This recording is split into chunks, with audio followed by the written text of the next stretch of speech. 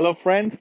Welcome to Lucifer Talks. This is Danny, and today I'm here to discuss a very important topic which relates to Canada globalization and Canada's position in the New World Order. We know globalization has been a contested term since first rising to prominence in 1980s. Scholars have debated the novelty of globalization, whether it is a relatively new phenomena of the late 20th century or the evolution of ongoing process that first began with the exploration and trade 500 years ago. Every era goes through waves of new ideas, and landscapes of different views consist of political ideologies and counter ideologies that have shaped and are shaping the political economies of the world. The narratives derived from enlightenment, as such as freedom, rights, and democracy, as well as religions and teachings from Hinduism, Buddhism, Christianity, and Islam, were constructed with a certain relationship between reading, representation, and the public sphere. Globalization has been institutionalized in the modern political economy before exploring issues of international development, including structural adjustment, the rise of emerging economies, including the BRICS. So you know that Brazil, Russia, India, China, and South Africa, and issues of sustainable development. The era of neoliberalism, globalization, political economists have noted efforts to entrench the New World Order by means of bringing an enforceable provision of international economic agreements that in certain respects have the qualities of domestic constitution. Privatization, deregulation, labor flexibility, capital mobility, and free trades are important weapons in the neoliberal policy arsenal. Neoliberalism has constructed new institutions that provide a constitutional framework for accumulating strategy associated with economic globalization. Globalization is under attack. The critics of globalization from the political left and point of globalization as the product of powerful class-based social forces and as a phenomena that accordingly creates winners and losers along class lines.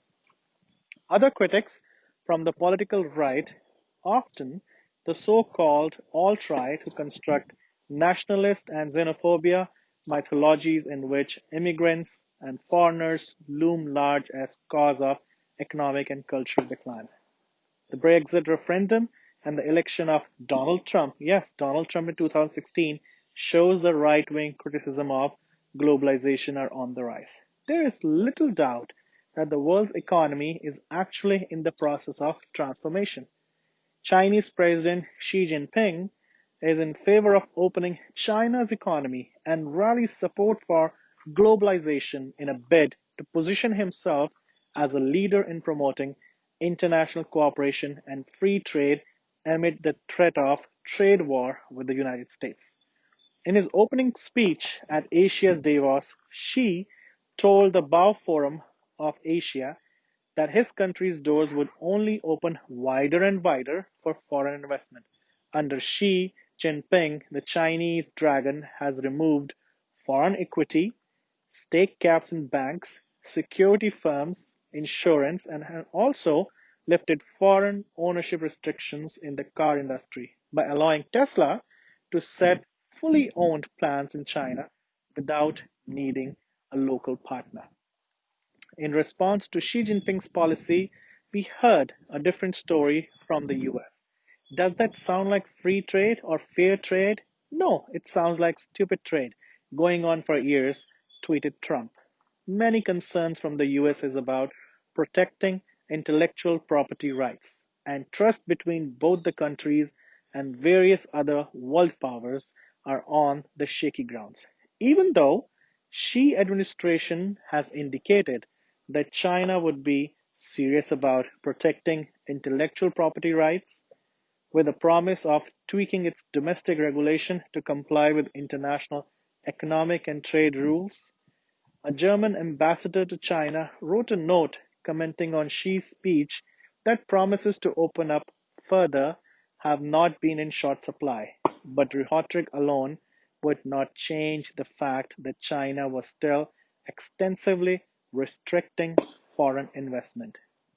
In the New World Order, Chinese President Xi Jinping has been extremely aggressive in pushing his One Belt, One Road (OBOR) initiative as part of his foreign policy and economic strategy of People's Republic of China. The term derives from the overload, Silk Road, economic belt, and the 21st century maritime Silk Road, a dream project of President Xi.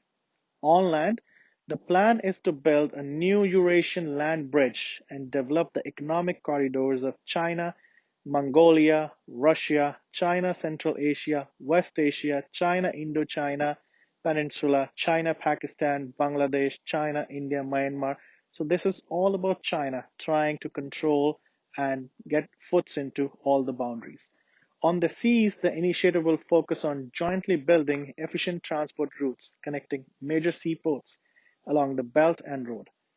China has grown way bigger than any other country presently in existence and any country where the Chinese have made investments. The treasury of China is directly or indirectly involved and does interfere in the political and financial decision making of independent nations.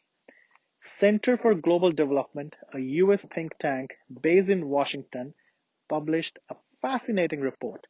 It claimed that China was posing a severe risk to the finances of a number of countries as a result of its aid activities and excessive lending. The report went on to list 7 specific countries whose finances are at serious risk: Mongolia, Laos, Kyrgyzstan, Tajikistan, the Maldives, Djibouti, and Montenegro. As China is not a member of OSED, it doesn't have to follow the regulations put in place by the group. Canada, on the other hand, has never seen or been taken seriously by China or any other developing country or economy of the world. According to late Mao Zedong, Canada was a Chinese friend in the backyard of America. As the decades have passed, China has given more but been respected less. If the recent diplomatic rows with the Chinese regime are anything to do by, such as the arrest of Canadian citizens and Beijing's actions to mislead the world, including Canada, on the pandemic. Shortly after winning the federal elections in 1968, Senior Trudeau remarked on the need for world recognition of the People's Republic of China multiple times.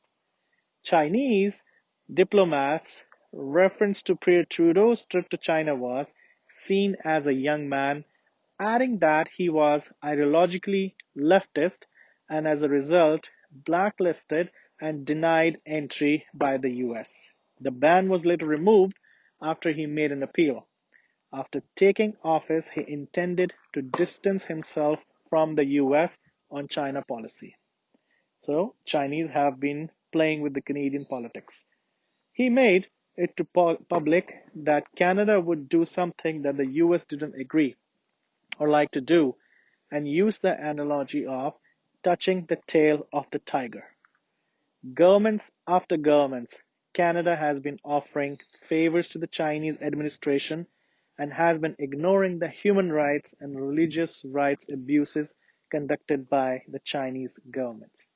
Diplomats and liberals, both Clinton and Canada's Prime Minister at the time, John Cochrane, sold the idea of China's inclusion in the World Trade Organization on the expressed home that linking the Chinese regime to Western economies would improve the rule of law in China and help turn the regime, which just 12 years earlier had slaughtered pro democracy protesters in Tiananmen Square, toward allowing more freedom for Chinese people.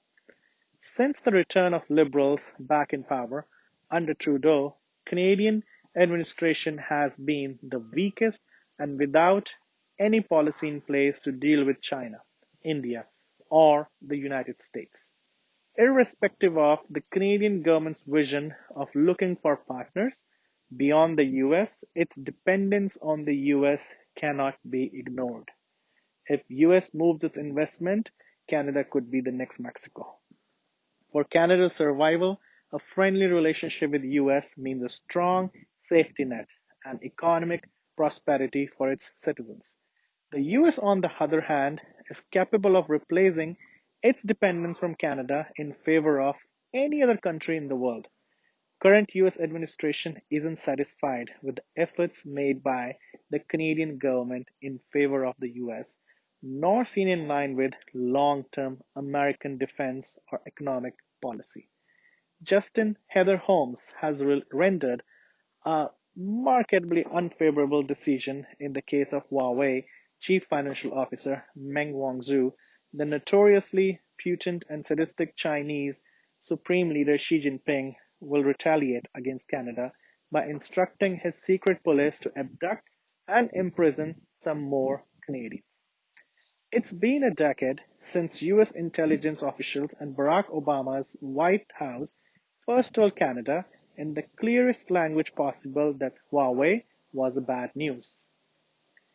Canadian government thought they were clever, and around Trudeau's cabinet table, they still believe that they're clever and they're ignoring the warnings of Canada's intelligence agencies and the intelligence agencies of the allies kicking the can down on whether to bar Huawei from Canada's fifth generation internet evolution.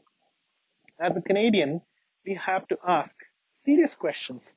How much do you support or oppose Canada negotiating new trade agreement with other countries, or do you have no opinion on this? How much do you support or oppose Canada encouraging more rapid globalization, or do you have no opinion on this as well? Globalization, this process is here. This is going to be remaining here, whereby the economies of all the countries of the world are becoming more and more aligned and independent. When people respond to questions about trade or globalization, it is always possible that they're evaluating liberalized trade in general. The content of particular agreements or such attributes of globalization as the internet, the spread of disease, and increased travel, the literature on public opinion suggests that people's beliefs about trade policy do not float freely, changing with latest Twitter storms. They are connected to wider values. Positive attitudes toward free trade are strongly associated with a belief that Canada's economy has the potential of performing well, feelings of attachment to Canada, support for closer ties with the United States, and the perceptions that previous trade agreements have been beneficial for Canada. A future drift toward populism in Canada cannot be ruled out.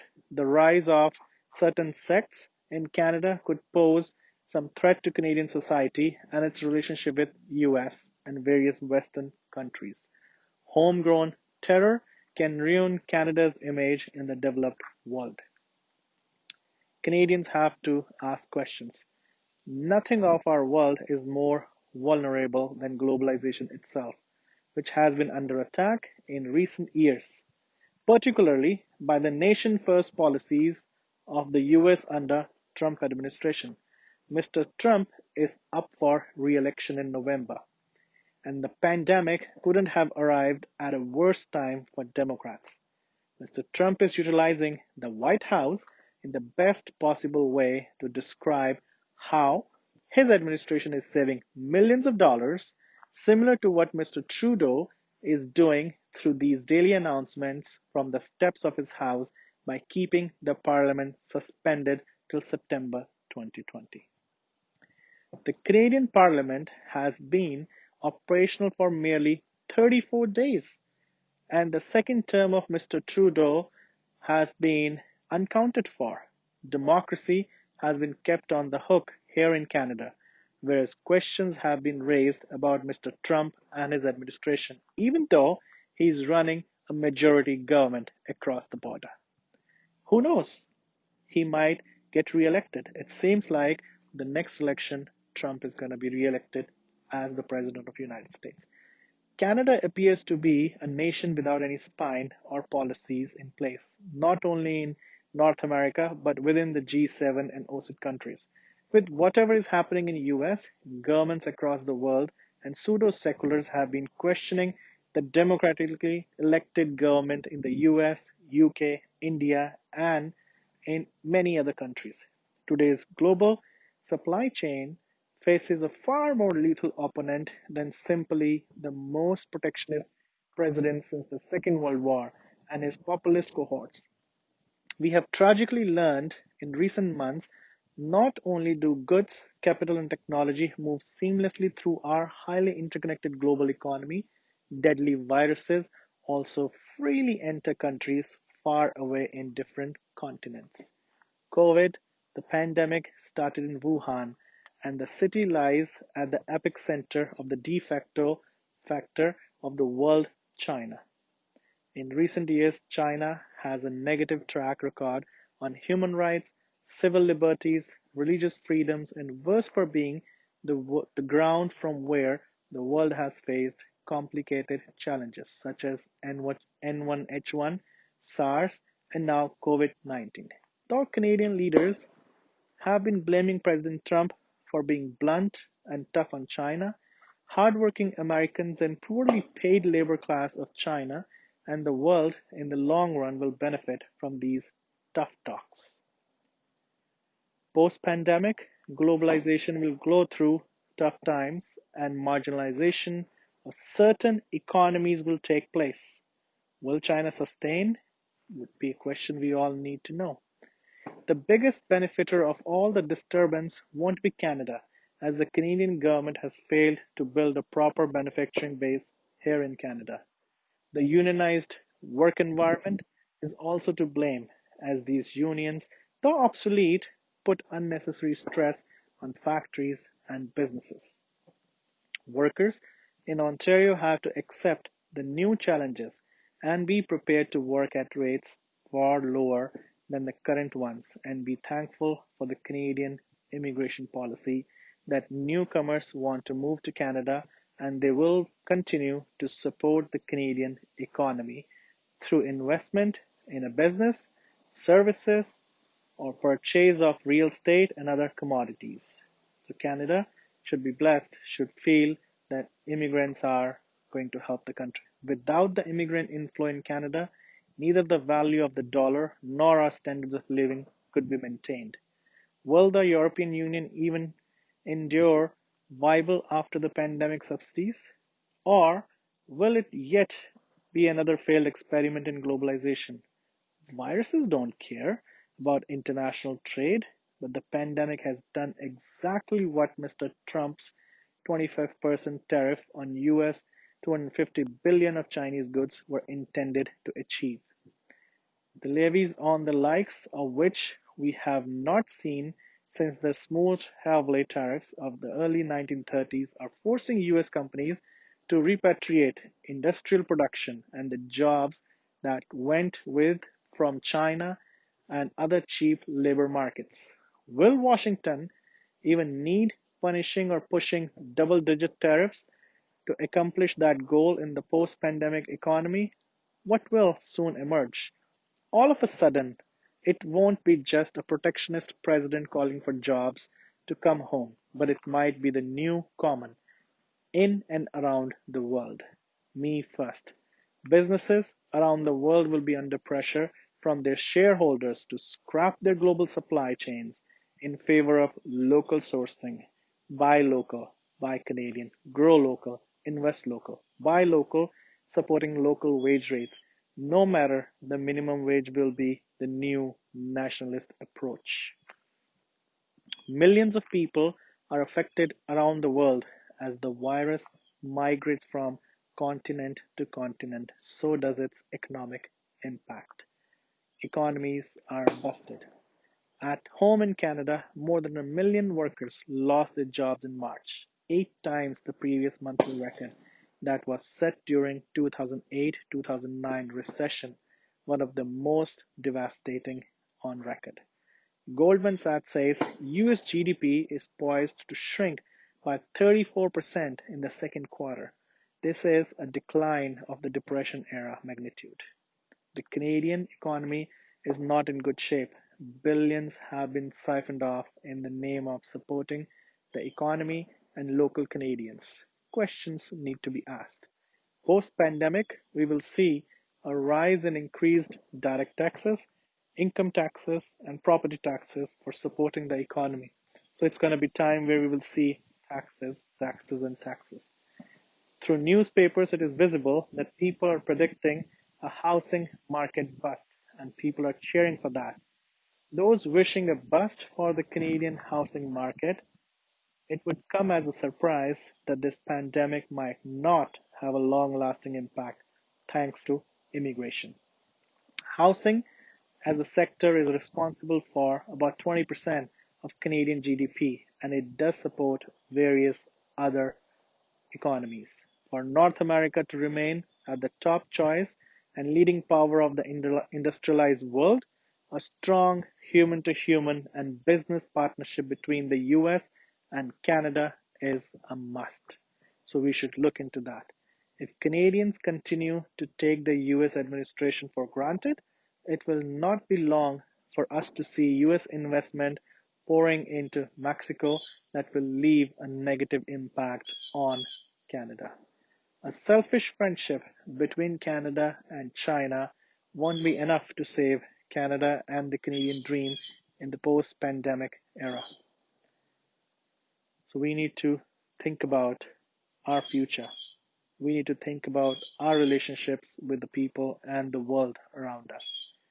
So I tried to provide you a brief on globalization as to how it's impacting Canada and where we stand during this change and how our relationship with US can impact the way we live here in Canada. So guys, stay tuned to Lucifer Talks and we will continue our discussion on various other topics in the near future. Take care